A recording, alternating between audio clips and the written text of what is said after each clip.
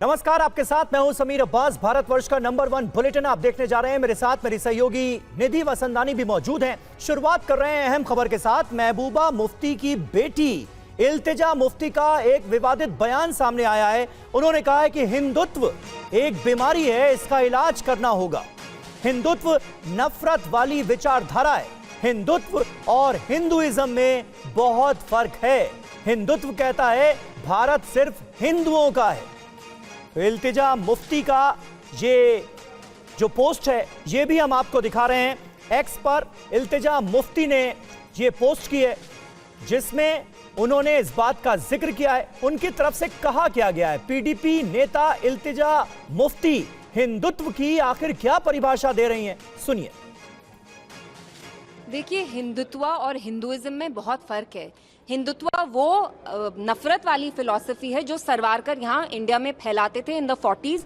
वे ही used to say कि हम यहाँ एक हेजेमनी एस्टैब्लिश करेंगे हिंदूज की, और वो फिलॉसफी ये कहती है कि India is only of the Hindus and for the Hindus. तो हिंदुत्व और हिंदुइज्म में बहुत अंतर है। Hinduism like Islam is a religion that promotes secularism, that promotes love and compassion. So let's not deliberately distort it. और जो मैंने बोला, मैं डंके की चोट पे कहती हूँ कि आजकल जय श्री राम, जिस आप राम राज्य की बात करते थे वो राम राज्य का नहीं है। जय Shri Ram is a slogan that's bin associated with lynchings. जब आपको किसी मुसलमान बच्चे की पिटाई करनी है, आप ये स्लोगन यूज करके उसकी पिटाई कर रहे हैं। सो इट्स वेरी शेमफुल कि हिंदुइज्म जो रिलीजन है आप उसको डिस्टॉर्ट कर रहे हैं। और मैंने हिंदुत्व को क्रिटिसाइज किया, और मैं डंके की चोट पे कहती हूँ कि हिंदुत्व एक बीमारी है और इस बीमारी का इलाज हमें करना पड़ेगा। और पीडीपी लीडर इल्तिजा मुफ्ती के बयान पर बीजेपी नेता रविंद्र रैना ने कहा है कि बहुत अमर्यादित भाषा का प्रयोग किया गया है। मतभेद हो सकते हैं लेकिन अभद्रता ना हो, ये कहा गया रविंद्र रैना की ओर से।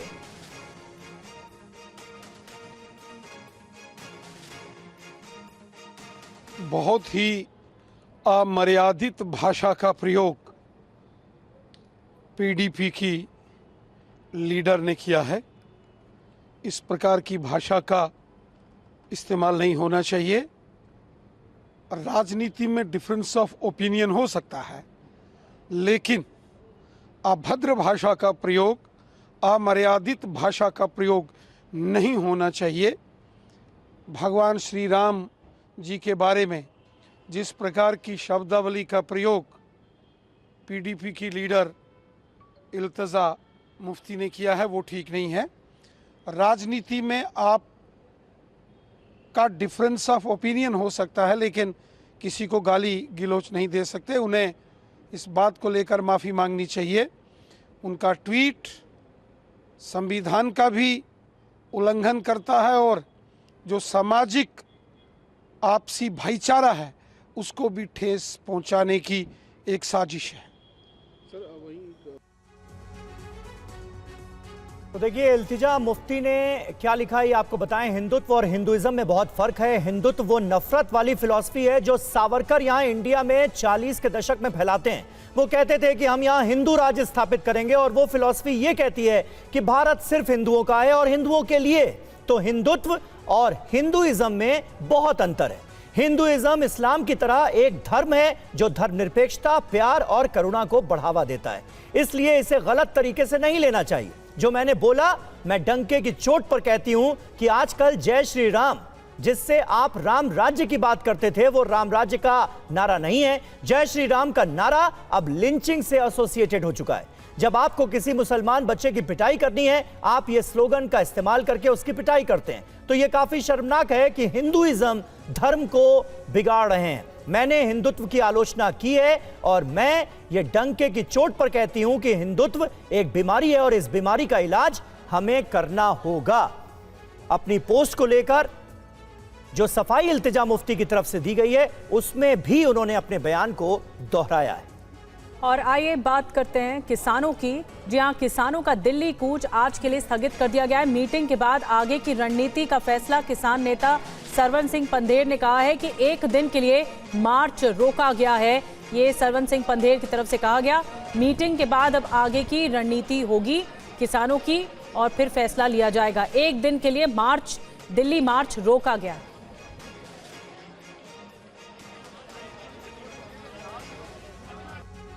एमएसपी के लिए कानूनी गारंटी और बाकी मांगों को लेकर किसानों ने आज दिल्ली चलो मार्च किया।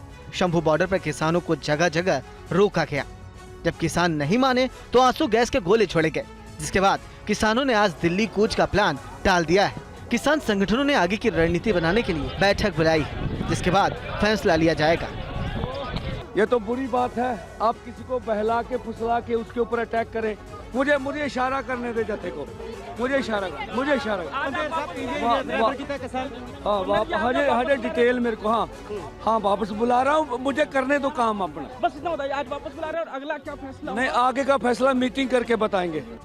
पुलिस ने अंबाला में धारा 163 लगाने का हवाला देते हुए सिर्फ 5 किसानों को ही हरियाणा के आगे दिल्ली की सीमा पर जाने की इजाजत दी गई है। लेकिन धीरे धीरे किसानों का जत्था आगे बढ़ता गया और पुलिस को इन्हें रोकने के लिए कड़ी मशक्कत करनी पड़ी।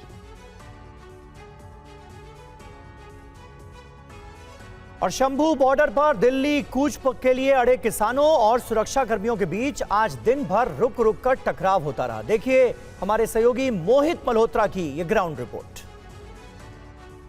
शंभू बॉर्डर पर एक बार फिर से पुलिस ने किसानों पर आंसू गैस के गोलों का इस्तेमाल किया। इस वक्त सीधी तस्वीरें आपको दिखा रहे हैं। आप देखिए किसान नेता यहां से वापस जाते हुए आपको दिखाई देंगे, क्योंकि उनके ऊपर आंसू गैस का गोला एक फायर किया गया, जिसके बाद बिल्कुल आगे जो पुलिस नाके पर ये किसान नेता खड़े थे ये पीछे जा रहे हैं, क्योंकि आंसू गैस का गोला वहां से फायर किया गया, जिसके बाद धुआं ही धुआं आपको दिखाई देगा। पुलिस काफी देर से इन किसानों को समझाई थी। जो 101 किसानों का जत्था आगे बढ़ने का प्रयास कर रहा था और आगे हरियाणा की सीमा पर जो आखिरी नाका है वहां पर पहुंच गया था, वहां पर पुलिस के द्वारा लगातार अनाउंसमेंट की जा रही थी कि इन लोगों को आगे नहीं जाने दिया जाएगा। उसके बाद आप देखिए जो किसान हैं वो पीछे भागते हुए दिखाई दे रहे हैं और आंसू गैस के गोलों का सीधे तौर पे असर यहाँ पर दिखाई दिया, जिसके बाद किसान अब पीछे हट गए हैं और पुलिस ने ये कार्रवाई की है, क्योंकि लगातार किसानों को पहले समझाया गया, लेकिन जब वो मानने को तैयार नहीं हुए तो उसके बाद ये आंसू गैस के गोले चलाए गए हैं।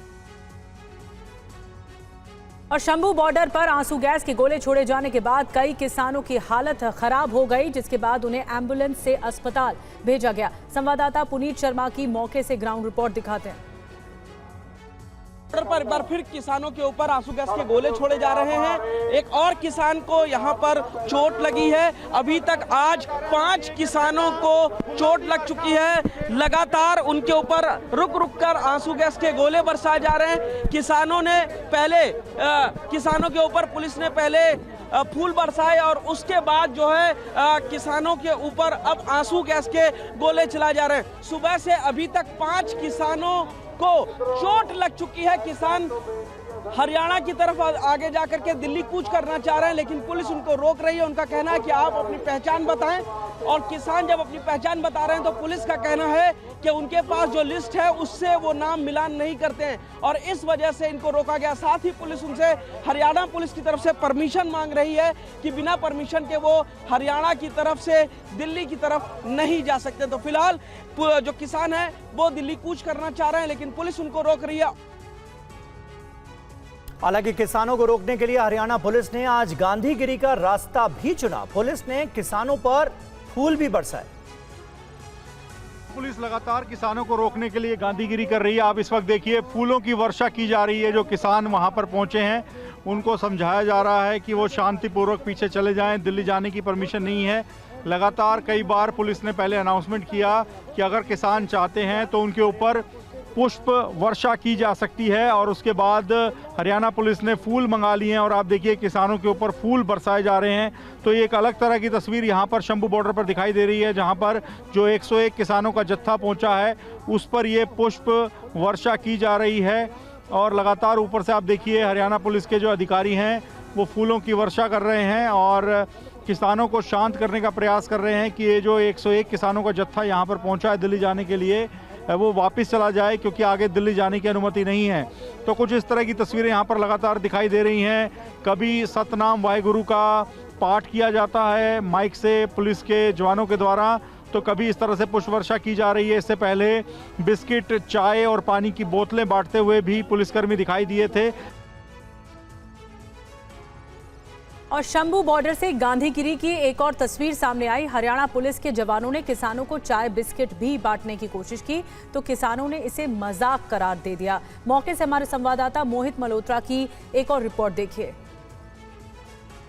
बॉर्डर पर हरियाणा पुलिस गांधीगिरी दिखाने का प्रयास कर रही है। जो किसान आगे दिल्ली बढ़ने के लिए आए हैं उनको कहा जा रहा है कि आगे जाने की परमिशन नहीं है, लेकिन उन्हें बिस्किट, चाय और पानी की बोतलें ऑफर की जा रही हैं। आप देखिए पुलिसकर्मी यहाँ पर बिस्किट और पानी की बोतलें, चाय ये सब रखकर यहाँ पर ऑफर कर रहे हैं। आप देखिए हरियाणा पुलिस के अफसर चाय ऑफर कर रहे हैं किसानों को, लेकिन किसान इसे एक तरह से मजाक बना रहे हैं। आप ये बताइए, पुलिस बिस्किट, चाय, पानी की बोतलें दे रही है, इसको कैसा मजाक कर रहे हैं? ਇਹ ਚਾਹ ਪਾਣੀ ਦੇ ਨਹੀਂ ਰਹੇ, ਆਪਦੇ ਮੁਸਕੜੀਆਂ ਇਹ ਹੱਸਦੇ ਆ, ਆਪਦੇ ਨੇ ਸਾਨੂੰ ਮਖੌਲ ਕਰਦੇ ਆ। ਸਾਡੇ ਕਰੋੜਾ ਬੰਦੇ ਰਾਮਦਾਸ ਜੀ ਦੇ ਲੰਗਰ ਦੇ ਵਿੱਚੋਂ ਅੰਨ ਪਾਣੀ ਛਕ ਕੇ ਤੁਰੇ ਜਾਂਦੇ ਆ। ਕਿਸੇ ਨੂੰ ਮਜ਼ਾਕ ਥੋੜਾ ਹੀ ਕਰਦਾ ਕੋਈ ਉੱਥੇ। ਅਸੀਂ ਜੈ ਕਿਸਾਨ ਕਹਿੰਦੇ ਆ, ਅਸੀਂ ਜੈ ਜਵਾਨ ਕਹਿੰਦੇ ਆ, ਕਿਸਾਨ ਕਹਿ ਕੇ ਦਿਖਾਉਣ ਨਾਰਾ ਲਾਉਣੇ ਆ ਅਸੀਂ। ਉਹ ਕਹਿ ਰਹੇ ਆਗੇ ਨਹੀਂ ਜਾਣੇ ਦੇंगे आपको। हाँ, आगे जान दा ਇਹ ਕਿਹੜਾ ਦੂਸਰੇ ਕੋਈ ਸੂਬੇ ਆ, ਕੋਈ ਮੁਲਕ ਹੈ। ਅਸੀਂ ਆਪਦੇ ਮੁਲਕ ਦੇ ਵਿੱਚ ਹੈਗੇ ਆ ਅਸੀਂ। और महाराष्ट्र के मरकटवाड़ी में एनसीपी प्रमुख शरद पवार ने एक सभा की। गांव में बैलेट पेपर पर चुनाव कराने की मांग की गई। बीजेपी ने कहा कि सूबे में पंचायत और निकाय चुनाव होने वाले हैं, इसलिए शरद पवार दौड़ भाग कर रहे हैं।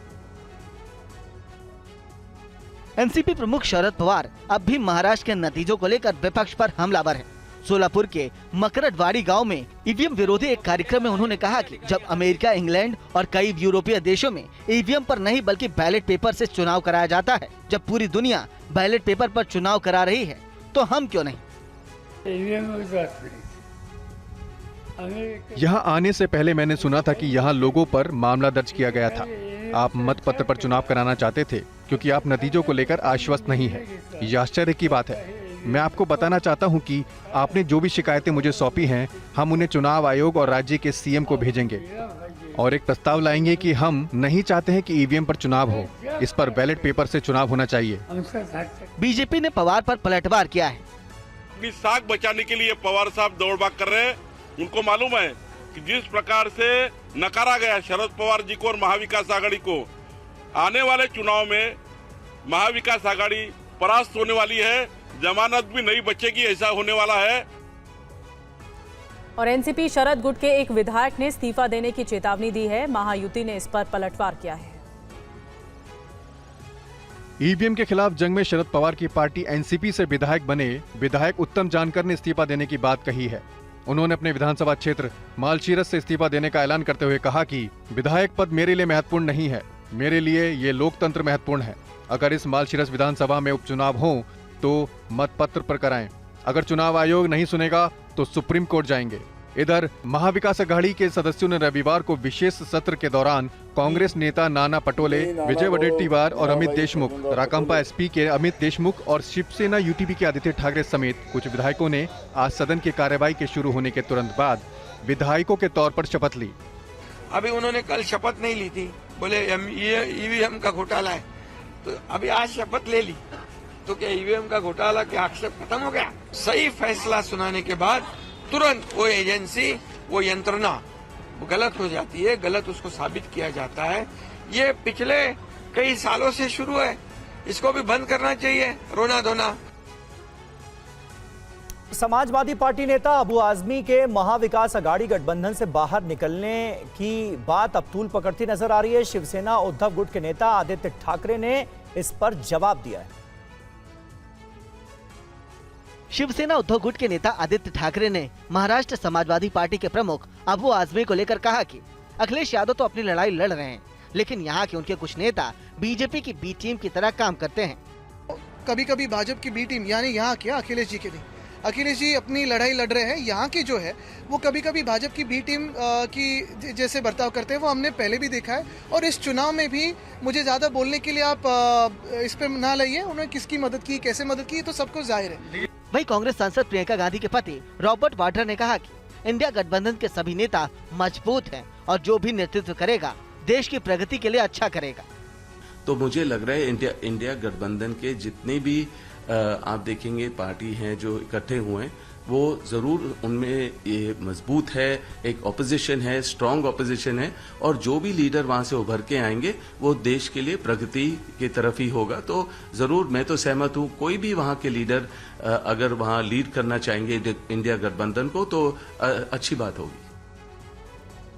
समाजवादी पार्टी ने कांग्रेस के परफॉर्मेंस पर सवाल उठाए हैं। वहीं आरजेडी ने कह दिया है कि इंडिया गठबंधन में लीडर को लेकर कोई लड़ाई नहीं है।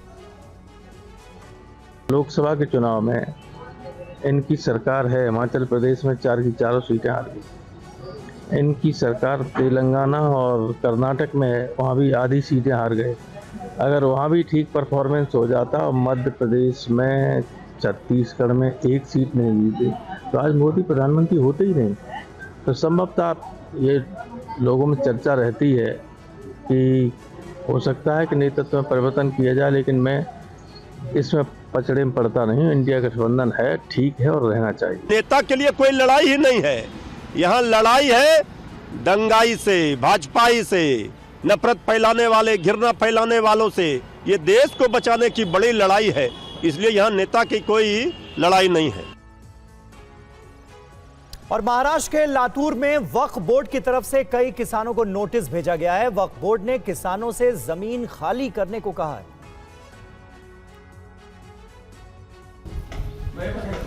लातूर के 103 किसानों को वक्फ बोर्ड का ये नोटिस मिला है। किसानों का कहना है कि वो कई पीढ़ियों से इस जमीन पर खेती कर रहे हैं, लेकिन वक्फ उनकी जमीन हड़पना चाहता है। किसानों का कहना है कि इस इलाके में करीब 300 एकड़ जमीन है, जिस पर वक्फ बोर्ड अपना दावा कर रहा है। पूर्वी मिळालेल्या नोटीस आहे का हे प्रकरण वक्फ बोर्डाचं। वक्फ बोर्डाने 103 लोकांवर केसेस केलेले आहेत आणि ते म्हणजे आणि 103 जणांच्या 300 एकर जवळपास 300 एकर जमीन आहे। महाराष्ट्र राज्य वक्फ बोर्ड का कहना है कि वक्फ बोर्ड की तरफ से किसी को नोटिस नहीं भेजा गया है और न ही किसी जमीन पर दावा किया गया है। महाराष्ट्र वक्फ बोर्ड के अधिकारियों से रिपोर्ट मांगी गई है। तर सत्य बाहेर आले की सदरची नोटीस वक्फ बोर्डामार्फत पाठवलेला नाही अथवा कुठल्याही जमिनीवर दावा दिलेला नाही। यामध्ये कोणी बाबू नावाच्या व्यक्तीने सदर जमिनीबाबत ट्रिब्युनल कोर्टामध्ये दावा दिलेला आहे आणि त्या कोर्टाने त्यांना नोटिसा पाठवण्यात आलेल्या आहेत। और लातूर वक्फ विवाद पर महाराष्ट्र के डिप्टी सीएम एकनाथ शिंदे और महाराष्ट्र के बीजेपी अध्यक्ष चंद्रशेखर बावनकुले का क्या कुछ कहना है, आपको सुनवाते हैं।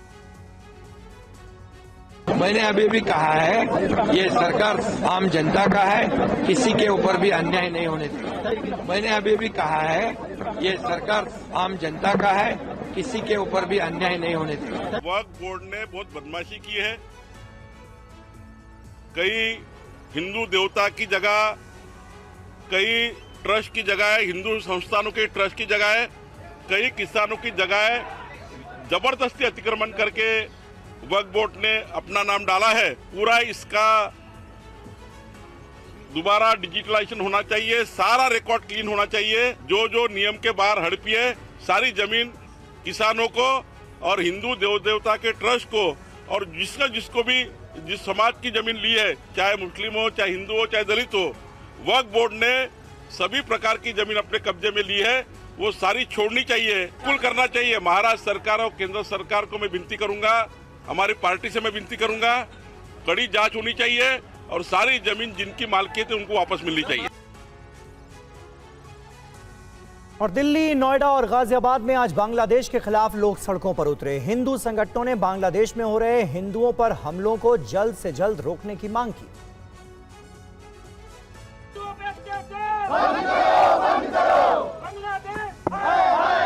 बांग्लादेश में हिंदुओं के साथ हो रहे अत्याचार के खिलाफ देश के कई हिस्सों में प्रदर्शन हो रहा है। विश्व हिंदू परिषद ने आज दिल्ली में यूएन ऑफिस के बाहर प्रदर्शन किया और बांग्लादेश के ही ताज़ा स्थिति पर संज्ञान लेने की मांग की। आप लोग यहाँ पर कौन कौन सी मांगों को लेकर ज्ञापन देने के लिए पहुँचे? हमारी बहनों के साथ जबरन रेप हो रहे हैं, उनको जबरन शादियाँ की जा रही हैं, इस्लाम कबूल करवाया जा रहा है, इन सब को बंद करा जाए। हमारे संतों के ऊपर अत्याचार हो रहे हैं, हमारे संत गिरफ्तार हो रहे हैं, उनको बंद किया जाए। यूपी के गाजियाबाद में भी हिंदू संगठनों ने आक्रोश सभा का आयोजन किया और सरकार से हिंदुओं पर हो रहे हमलों को रोकने की मांग की। आक्रोश से जुड़ी तस्वीरें नोएडा से भी आई हैं, जहां बड़ी संख्या में हिंदू संगठन से जुड़े लोग जमा हुए हैं। उन्होंने कहा है कि विरोध प्रदर्शन के जरिए वो अपनी आवाज सरकार तक पहुंचा रहे हैं। हम हिंदुओं पे जो बांग्लादेश में हो रहा है ये बंद हो। हिंदुओं पर जो अत्याचार किया जा रहा है भारत किसी कीमत पे बर्दाश्त नहीं करेगा। और बांग्लादेश में हिंदुओं पर जारी अत्याचार के खिलाफ श्रीनगर में भी प्रदर्शन किया गया है। प्रदर्शनकारियों ने संयुक्त राष्ट्र के रवैये पर भी सवाल खड़े किए हैं।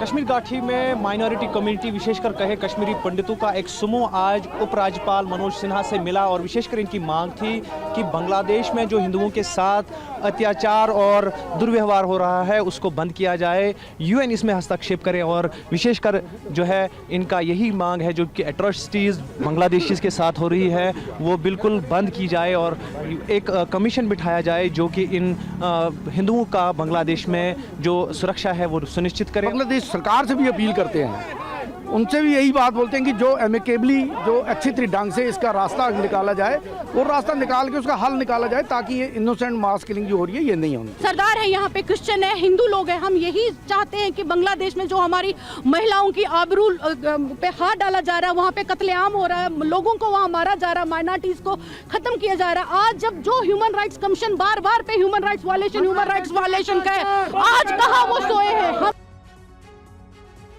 और पश्चिम बंगाल के पूर्वी मिदनापुर में कृषि कोऑपरेटिव चुनाव में भी हिंसा से यह चुनाव अछूता नहीं रहा। बमबाजी की घटना के बाद इलाके में तनाव है। हालांकि घटना में किसी के हताहत होने की खबर नहीं है। पूर्वी मिदनापुर की ये तस्वीरें जहां से बम फटने का वीडियो सामने आया है। जिस जगह बम फटा वहां देखिए कितना बड़ा गड्ढा हो गया। আমরা দাঁড়িয়ে কথা বলছি, হঠাৎ দেখি না একটা বোম ফাটলো, ধোঁয়া উঠছে। সেটাও আমার নার্সারির ভেতরে, সাইডে আমার রুম ছিল, ফ্যামিলিও ছিল সাইডে। बम विस्फोट के साथ आगजनी और हाथापाई भी कुछ लोगों के बीच हुई। मामला कोऑपरेटिव चुनाव में वोटिंग से जुड़ा है। चुनाव में हिंसा की घटना के बाद नंदीग्राम के कंचन नगर गांव में भारी तनाव की स्थिति पैदा हो गई है। अब भी लोग दहशत में हैं। लोगों का कहना है कि पुलिस के सामने भी बमबाजी की गई। तमलुक के पूर्व सांसद और बीजेपी नेता दिवेंदु अधिकारी भी मौके पर पहुंचे। उन्होंने तृणमूल पर धांधली और बमबाजी का आरोप लगाया। उनकी पुलिस से नोकझोंक हुई, जिसके बाद कुछ देर के लिए मतदान को रोकना पड़ा। তো গণতন্ত্রে বিশ্বাস করে না এরা, প্রকৃত ভোটারের উপরে তো রাস্তা নেই। তৃণমূল কংগ্রেস এই করে এখানে জিততে চাইছে। दोनों पक्षों की तरफ से बमबाजी का आरोप लगाया गया है। हालांकि इस घटना पर अभी तक तृणमूल की ओर से कोई बयान नहीं आया है। सरकारी समिति के पास नंदीग्राम में 7 सीटें हैं, जहां कुल 22 लोग चुनाव लड़ रहे हैं। और दिल्ली में अब चुनाव को लेकर पोस्टर वॉर शुरू हो चुका है। बीजेपी के बाद आम आदमी पार्टी ने भी एक पोस्टर जारी किया है, लेकिन अंदाज कुछ फिल्मी है। यही वो पोस्टर है जिसे देखकर आपको देश विदेश में धूम मचा रही पुष्पा की याद आ रही होगी। पोस्टर में पार्टी संयोजक अरविंद केजरीवाल को कंधे पर पार्टी का चिन्ह झाड़ू के साथ हीरो वाले अंदाज में दिखाया गया है। अब फोटो के ऊपर लिखे शीर्षक पर गौर कीजिए। लिखा है केजरीवाल झुकेगा नहीं। इस डायलॉग को देखने के बाद आपको फिल्म पुष्पा की याद आ रही होगी। कह सकते हैं फिल्म की अपार सफलता से आम आदमी पार्टी का पोस्टर प्रभावित है। उसकी खुमारी दिल्ली चुनाव को लेकर भी दिखने लगी है। पोस्टर के अब नीचे गौर कीजिए। लिखा है Kejriwal 4th term coming soon. जाहिर है आम आदमी पार्टी दिल्ली की गद्दी पर अपनी चौथी पारी का दावा ठोक रही है। गौर करने वाली बात यह है कि इससे पहले बीजेपी ने भी पोस्टर जारी किया है, जिसमें नारा लिखा गया है, अब नहीं सहेंगे बदल कर रहेंगे। पार्टी नेताओं ने कहा है कि दिल्ली के लोग अब गंदे पानी की आपूर्ति, क्षतिग्रस्त सड़कों, महंगी बिजली और प्रदूषण से राहत पाने के लिए आपको सत्ता से हटाना चाहते हैं। दिल्ली चुनाव जैसे जैसे नजदीक आ रहा है, सियासी गर्मी बढ़ने लगी है। और दिल्ली में रोहिंग्या का मुद्दा जोर पकड़ने लगा है। सीएम आतिशी ने केंद्रीय मंत्री हरदीप पुरी के एक ट्वीट का हवाला देकर कई सवाल खड़े किए। रोहिंग्या मुसलमानों के मुद्दे पर दिल्ली के सीएम आतिशी ने केंद्र सरकार को घेरा है। आतिशी ने कहा है कि अरविंद केजरीवाल पर झूठे आरोप लगाने की इतनी जल्दी थी कि ये याद नहीं रहा कि रोहिंग्या को दिल्ली में कौन लाया, किसने बसाया, कहां बसाया। सच्चाई सामने आ ही जाती है। आज दिल्ली वालों के सामने सच्चाई हरदीप पुरी जी के ट्वीट से आ गई है। दरअसल यह है केंद्रीय मंत्री हरदीप पुरी का ट्वीट, जिसमें उन्होंने कहा है कि भारत ने हमेशा देश में शरण मांगने वालों का स्वागत किया है। एक ऐतिहासिक फैसले में सभी रोहिंग्या शरणार्थियों को दिल्ली बक्करवाला इलाके में EWS फ्लैटों में स्थानांतरित किया जाएगा। उन्हें 24 घंटे बुनियादी सुविधाएं UNHCR ID भी दी जाएगी। दिल्ली सरकार के मंत्री सौरभ भारद्वाज ने भी हरदीप पुरी के इस ट्वीट पर सवाल खड़े किए हैं। इससे पहले प्रतिपक्ष के नेता विजेंद्र गुप्ता ने कहा है कि आप सरकार जनहित के मुद्दे पर सदन में चर्चा की इजाजत नहीं दे रही है। केजरीवाल सरकार रोहिंग्याओं और नशे का कारोबार करने वालों को दिल्ली में संरक्षण दे रही है, उसे बढ़ावा दिया जा रहा है। और जोधपुर में सीमा सुरक्षा बल का 60वां स्थापना दिवस मनाया गया। गृह मंत्री अमित शाह ने कहा कि सीमा पार से घुसपैठ और नशे के कारोबार को आने वाले समय में पूरी तरह से बंद किया जाएगा।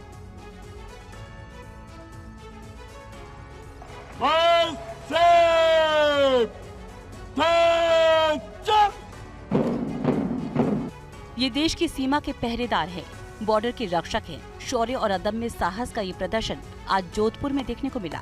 मौका था सीमा सुरक्षा बल की 60वीं वर्षगांठ का। इस परेड में बीएसएफ की महिला कंटिजेंट कश्मीर, जम्मू, पंजाब, राजस्थान, गुजरात समेत कई राज्यों की बटालियनों ने हिस्सा लिया। अमित शाह ने बीएसएफ के त्याग और बलिदान की सराहना की। इस मौके पर गृह मंत्री अमित शाह ने बॉर्डर नाम की एक पत्रिका की भी शुरुआत की। उन्होंने कहा कि 25 बटालियन से शुरू हुआ बीएसएफ आज 193 बटालियन के 2,70,000 जवानों के साथ दुनिया का सबसे बड़ा सीमा रक्षक बल बन चुका है।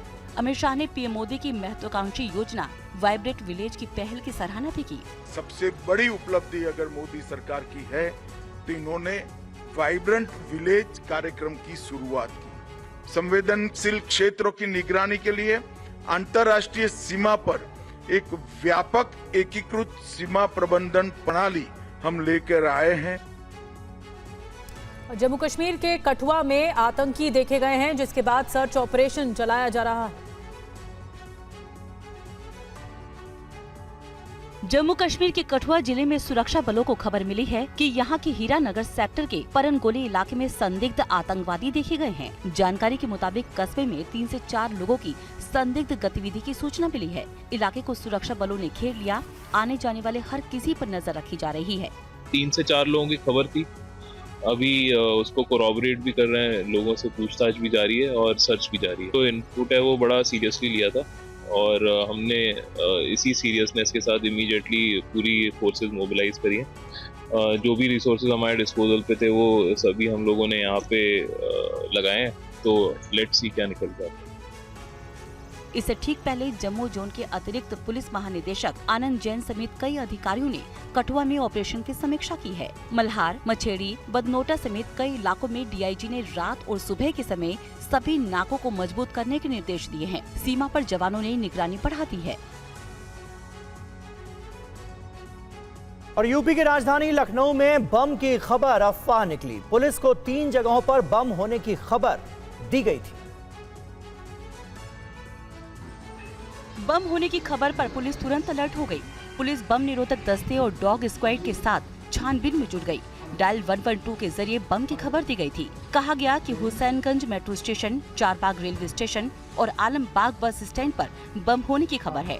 3 तस्वीरों के जरिए देखिए। पुलिस चारबाग मेट्रो स्टेशन पर चप्पे चप्पे की तलाशी लेती नजर आई। चारबाग रेलवे स्टेशन पर यात्रियों के साथ सामानों की भी सघन तलाशी ली गई।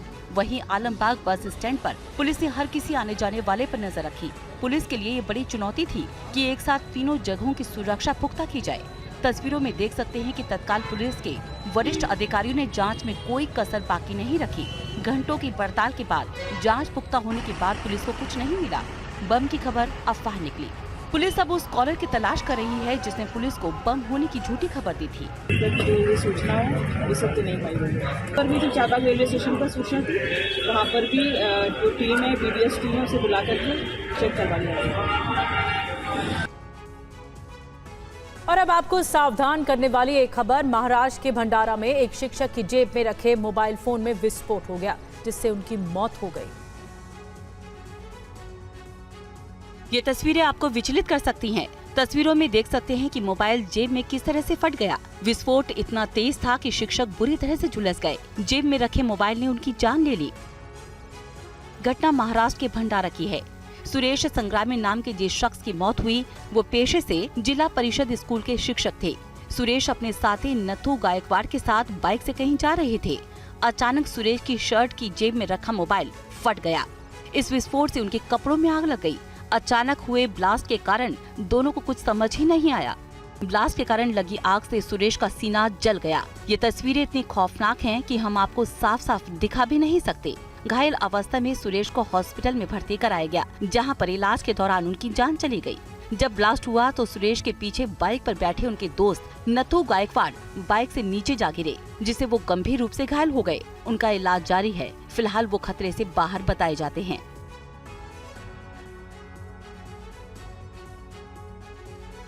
और अब बात भारत की जन्नत की। जम्मू कश्मीर के गुलबर्ग में आज फिर बर्फबारी हुई है। ताजा बर्फबारी का असर मैदानी इलाकों पर भी पड़ने लगा है। जम्मू कश्मीर की ये घाटी है। गुलमर्ग की ये तस्वीरें हैं, जहां देखिए बर्फ ही बर्फ दिखाई दे रही है। ताजा बर्फबारी से पर्यटकों के चेहरे खिल उठे हैं। पहाड़ से लेकर जमीन तक हर कहीं बर्फ है।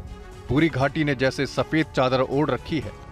पेड़ों का हाल देखिए, देवदार के पेड़ भी जैसे बर्फबारी का स्वागत कर रहे हैं। जैसे जैसे ठंड बढ़ रही है, प्रकृति जैसे गुलमर्ग में खिल रही है। आपको बता दें, जम्मू कश्मीर के ऊपरी इलाकों में गुलमर्ग, माछिल सेक्टर, कुपवाड़ा, पीर की गली में ताजा बर्फबारी के बाद घाटी विंटर वंडरलैंड में तब्दील हो गई है। बर्फबारी के कारण शोपिया को पुंछ से जोड़ने वाली मुगल रोड पर ट्रैफिक बंद कर दिया गया है। इधर आज से हिमाचल प्रदेश के लाहौर स्पीति में केलांग और आसपास के इलाकों में बर्फबारी शुरू हो गई है, जिससे तापमान में गिरावट आई है। मौसम विभाग ने अगले 2 दिनों तक घाटी में बर्फबारी और बारिश का अनुमान जताया है। बर्फबारी की वजह से मैदानी क्षेत्रों में ठंड बढ़ने का आसार दिख रहे हैं। मौसम विभाग ने कई जगहों पर बारिश की भी संभावना जताई है। खबर सीरिया से। सीरिया में बशर अल असद का तख्ता पलट हो गया है। असद देश छोड़कर जा चुके हैं। राष्ट्रपति भवन में विद्रोहियों ने कब्जा कर लिया है। आम लोग भी यहां पहुंच गए हैं। देखिए ये रिपोर्ट। सीरिया में असद सरकार का तख्ता पलट हो चुका है। विद्रोहियों के साथ साथ आम जनता भी सड़कों पर है। असद के मुल्क छोड़कर जाने की खबर सामने आते ही आम लोगों ने राष्ट्रपति भवन पर कूच कर दिया और उन्हें वहां जो कुछ मिला वहां से लेकर चलते बने। कोई खाने की प्लेट लेकर जाता दिखा तो कोई राष्ट्रपति भवन में सेल्फी लेते भी नजर आया। दमिश्क की सड़कों पर विद्रोहियों का काफिला नजर आया। वो सरकारी इमारतों के ऊपर चढ़ गए और सड़कों पर जमकर फायरिंग की। विद्रोहियों की एंट्री के बाद राष्ट्रपति भवन आम लोगों का डेरा बन गया है। हजारों की संख्या में लोग प्रेसिडेंट हाउस में दाखिल हो गए और जमकर नारेबाजी की।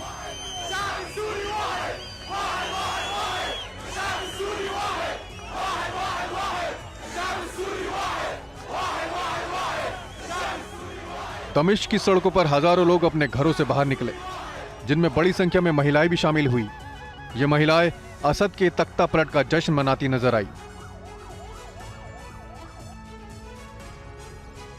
विद्रोही राष्ट्रपति भवन में दाखिल हुए और जीत का जश्न मनाया गया। इस मौके पर यहां नया झंडा भी लहरा दिया गया। दमिश्क की एक इमारत पर लहराते इस नए झंडे के जरिए विद्रोहियों ने पैगाम दे दिया कि सीरिया में सब कुछ बदल चुका है। तख्ता पलट के बाद विद्रोही राष्ट्रपति भवन तक पहुंच गए। पहले राष्ट्रपति भवन के बाहर जश्न मनाया, जमकर फायरिंग की।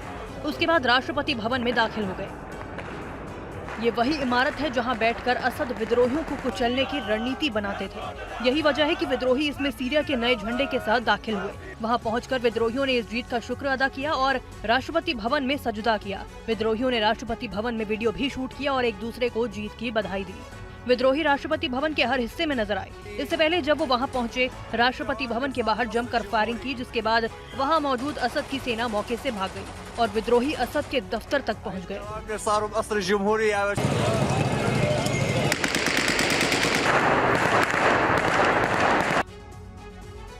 वहीं दमिश्क पर कब्जे के बाद विद्रोही असद के घर में घुस गए। विद्रोही असद के घर में वीडियो बनाते हुए भी नजर आए। विद्रोहियों का ये गुस्सा सीरिया के बशर अल असद के खिलाफ है। राजधानी दमिश्क पर कब्जे के बाद विद्रोही बशर अल असद के घर में घुस गए और उस पर विद्रोहियों ने कब्जा कर लिया। विद्रोही असद के घर के कोने कोने की तलाशी लेते नजर आए। इस दौरान पहले उसने असद के पिता की तस्वीर को पटक दिया। इसके बाद उसने असद के भाई की तस्वीर को भी पटक दिया।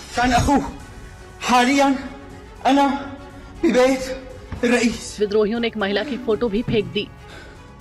विद्रोही अपने गुस्से का इजहार घर में तोड़फोड़ के जरिए करते रहे और पूरे घर की तलाशी लेते नजर आए।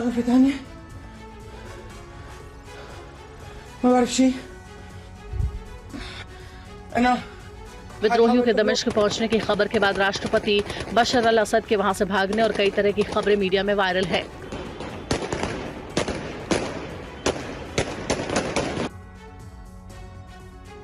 भारतीय अर्थव्यवस्था के विकास की रफ्तार लगातार तेज बनी हुई है। अक्टूबर महीने में 8 कोर इंडस्ट्री में वृद्धि देश की मजबूत औद्योगिक स्थिति की ओर इशारा करती है।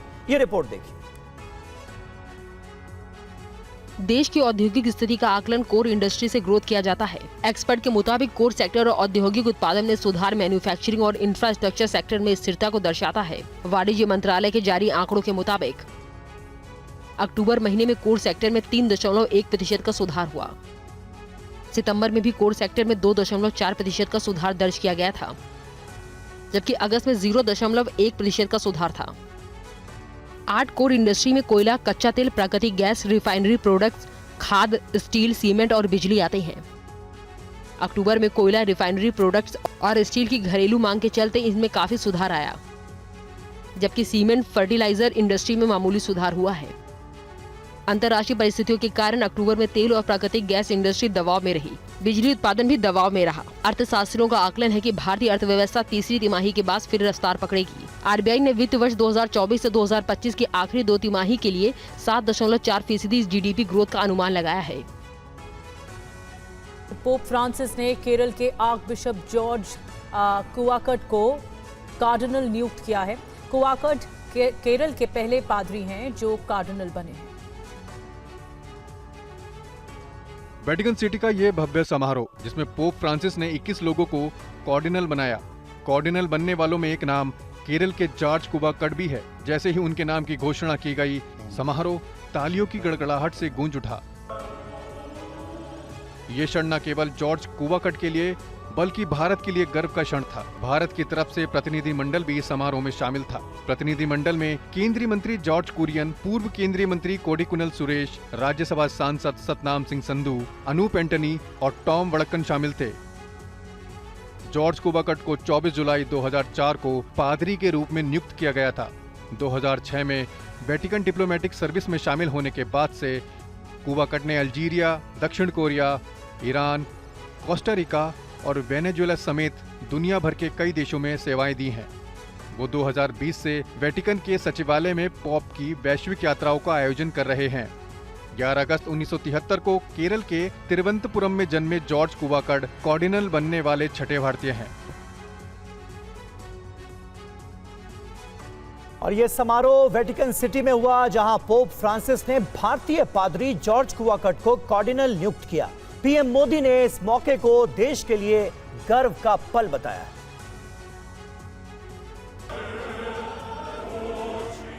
केरल के चंगनाशेरी ऑर्चिडियोज से जुड़े जॉर्ज कुवाकट की नियुक्ति के बाद वेटिकन में भारतीय कार्डिनल की संख्या अब 6 हो गई है। सेंट पीटर्स बेसिलिका में आयोजित कार्यक्रम को सबसे पहले पोप ने संबोधित किया। इसके बाद औपचारिक रूप पर जॉर्ज कुवाकट को टोपी, अंगूठी और प्रमाण पत्र सौंपा गया। प्रधानमंत्री नरेंद्र मोदी ने जॉर्ज कुवाकट को कार्डिनल बनाए जाने पर खुशी जाहिर की। उन्होंने सोशल मीडिया पर लिखा, भारत के लिए ये बहुत गर्व की बात है। भारत सरकार ने इस ऐतिहासिक समारोह में भाग लेने के लिए केंद्रीय मंत्री जॉर्ज कुरियन की अगुवाई में एक प्रतिनिधिमंडल भेजा है। भारत के लिए ये गर्व का क्षण है, क्योंकि रोमन कैथोलिक चर्च के कार्डिनल के तौर पर किसी भारतीय की ये छठी नियुक्ति है। अब तक जिन्हें कार्डिनल के पद से सम्मानित किया गया है, उनमें जॉर्ज जैकब कुवाकट, फिलिप नेरी फेराहो, एंटनी पूला, दुरैसामी साइमन लॉर्डुसामी, जॉर्ज एलन चेरी, टेलेस्फोर पी टोपो का नाम शामिल है।